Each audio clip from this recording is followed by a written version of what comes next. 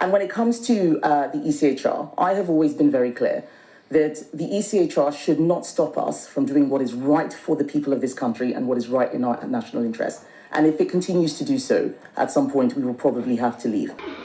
This claim, often repeated by right-wing politicians, that the ECHR is blocking the UK from deporting migrants is simply not correct for two very specific reasons. And the Conservative Party leader knows this. Firstly, the European Court of Human Rights can only step in under very specific circumstances. As a bastion of human rights, the ECHR can prevent deportations if the asylum seeker in question faces a real risk of torture or degrading treatment in the country they would be sent to, in violation of Article 3 of the ECHR. And how is that not a good thing? But the second and perhaps even more important reason why this particular claim is false. The ECHR should not stop us from doing what is right for the people of this country and what is right in our national interest. And if it continues to do so, at some point we will probably have to leave. Is that the legal principle of non-refoulement is not just based on the ECHR. It's also a core principle of international law. The non-refoulement principle forbids countries from deporting people to a country which could threaten their life or freedom based on things like their race, religion or nationality.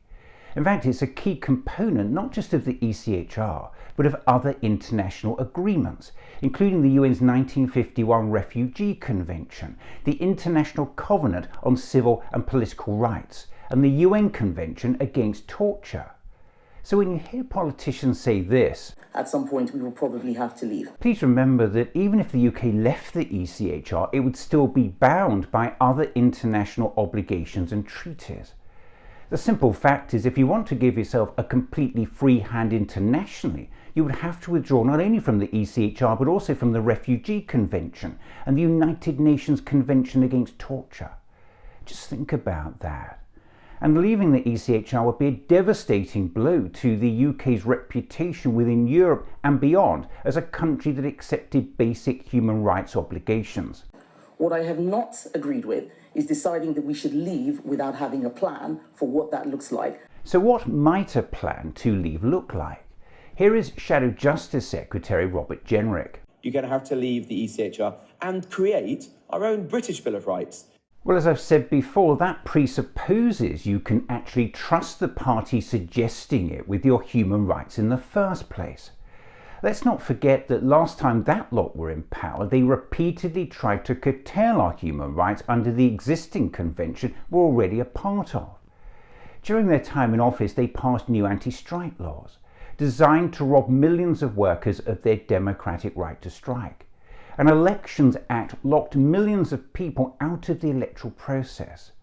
A new law stripped back our right to protest and limited our rights to judicial review. At some point we will probably have to leave. I'll come back every week and say this if I have to.